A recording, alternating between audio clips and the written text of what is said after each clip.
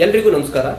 ನಾನು ಈ ದಿನ ಉತ್ತರ ಕನ್ನಡ ಜಿಲ್ಲೆಯ ಸಿದ್ದಾಪುರ ತಾಲೂಕಿನ ಹಲಗೆರೆ ಗ್ರಾಮ ಪಂಚಾಯತಿಯ ಹೊಸೂರು ಎಂಬ ಗ್ರಾಮದ ನಿಪ್ಲಿ ಫಾಲ್ಸ್ನಲ್ಲಿ ನಾನಿದ್ದೀನಿ.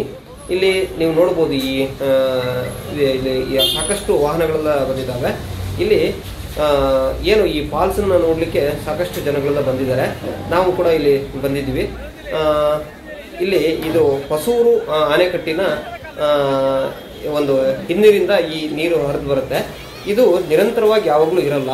ಒಂದು 2 ತಿಂಗಳು ಈ ತರ ತುಂಬಾ ರಭಸವಾಗಿ ಹರಿಯುತ್ತೆ. ಈ ತುಂಬಾ ಜೋರು ಮಳೆ ಆದಾಗ ರಭಸವಾಗಿ ಒಂದು 2 ತಿಂಗಳು ಈ ತರ ನೀರು ಹರಿಯುತ್ತೆ.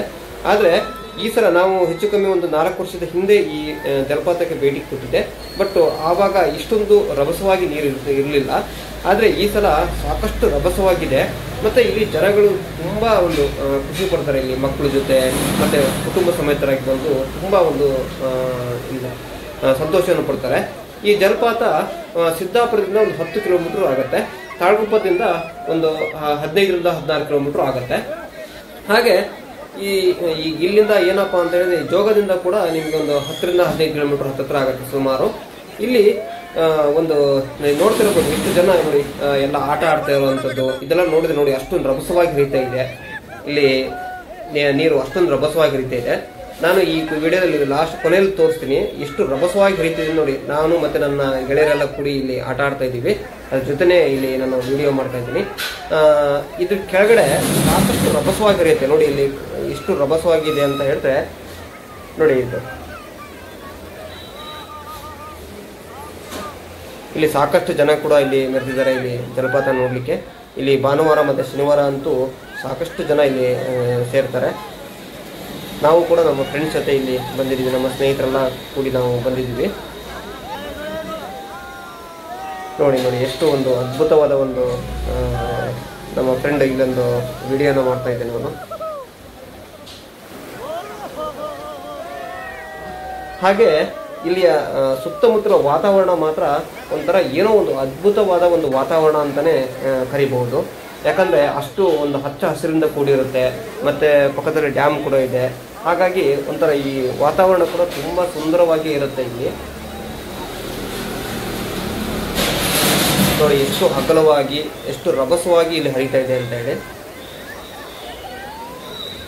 ತುಂಬಾ ಒಂದು ಅದ್ಭುತ ಅನ್ಸುತ್ತೆ. ಈ ಜಾಗದಲ್ಲಿ ಬಂದಾಗ ಎಲ್ಲವನ್ನೂ ಕೂಡ ಒಂದು ಮರೆಸುವಂತ ಶಕ್ತಿ ಈ ಜಲಪಾತಕ್ಕಿದೆ ಅಂತಾನೆ ಹೇಳ್ಬೋದು. ಜಲಪಾತ ಅಂತಂದ್ರೆ ತುಂಬಾ ಎತ್ತರದಿಂದ ಏನು ನೀರು ಬೀಳಲ್ಲ. ಇದು ಸಮತಟ್ಟಾದ ಜಾಗದಲ್ಲಿ ಹೋಗ್ತಾ ಇರುತ್ತೆ. ಆ ನೀರು ತುಂಬಿ ಸಮತಟ್ಟಾದ ಜಾಗದಿಂದನೇ ಹೋಗ್ತಾ ಇರುತ್ತೆ.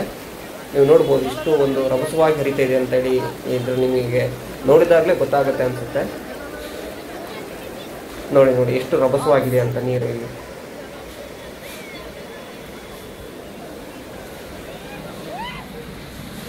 ನಾವು ಕೂಡ ತುಂಬಾ ಒಂದು ಖುಷಿಯನ್ನು ಪಟ್ಟಿವಿ ಈ ಜಾಗಕ್ಕೆ ಬಂದು.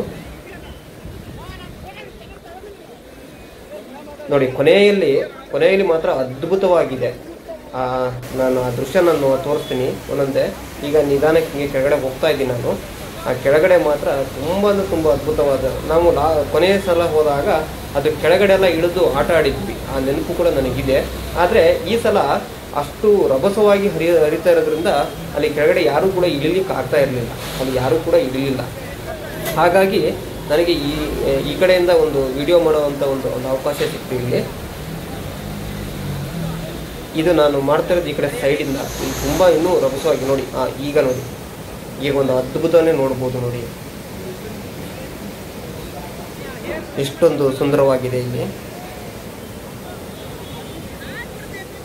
ತುಂಬಾ ರಭಸವಾಗಿದೆ. ಯಾಕಂದ್ರೆ ಇಲ್ಲಿ ಒಂದು ಹೆಚ್ಚು ಕಮ್ಮಿ ಒಂದು 7ರಿಂದ 8 ಅಡಿ ಎತ್ತರದಿಂದ ಬೀಳುತ್ತೆ ಇಲ್ಲಿ. ಆ ನೀರು ತುಂಬಿ ಅದು ನಿಮಗೆ ಎತ್ತರ ಅಷ್ಟು ಕಾಣಿಸ್ತಲ್ಲ. ಯಾಕಂದ್ರೆ ಕೊನೆಯ ಸಲ ಹೋದಾಗ ನಾನು ಅದ್ರ ಕೆಳಗಡೆ ಎಲ್ಲ ಆಟ ಆಡಿದ್ದೀವಿ. ಅದ್ರ ನೆನಪು ಕೂಡ ನನಗಿದೆ.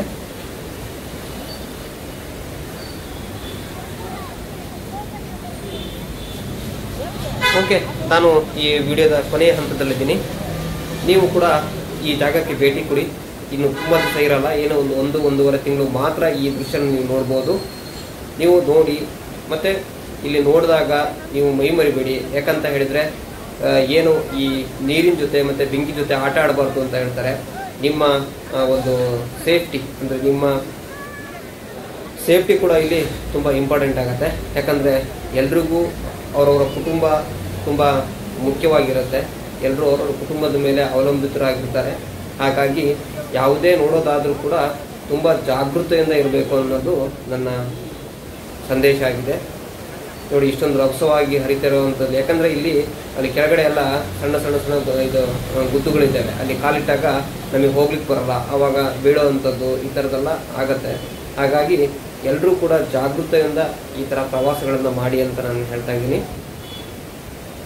ನೋಡಿ, ಎಷ್ಟು ರಭಸವಾಗಿ ಹರಿತಾ ಇದೆ. ಸಾಧ್ಯವಾದರೆ ನೀವು ಕೂಡ ಇಲ್ಲಿಗೆ ಭೇಟಿ ನೀಡಿ ಅಂತೇಳಿ ಹೇಳ್ತಾ ನಾನು ಇಲ್ಲಿಗೆ ಈ ವಿಡಿಯೋನ ಮುಗಿಸ್ತಾ ಇದ್ದೀನಿ. ನಾನು ನಿಮ್ಮ ಸತೀಶ್ ಅಂಗಡಿ. ನಾನು ಕರ್ನಾಟಕ ರಾಜ್ಯ ರೈತ ಸಂಘದ ಶಿವಮೊಗ್ಗ ಜಿಲ್ಲಾ ಕಾರ್ಯದರ್ಶಿಯಾಗಿ ಕೂಡ ಕೆಲಸ ಮಾಡ್ತಾ ಇದ್ದೀನಿ. ಶ್ರಮಜೀವಿ ಕಟ್ಟಡ ಕಾರ್ಮಿಕ ಸಂಘದ ನಿರ್ದೇಶಕರಾಗಿ ಕೂಡ ಕೆಲಸ ಮಾಡ್ತಾ ಇದ್ದೀನಿ.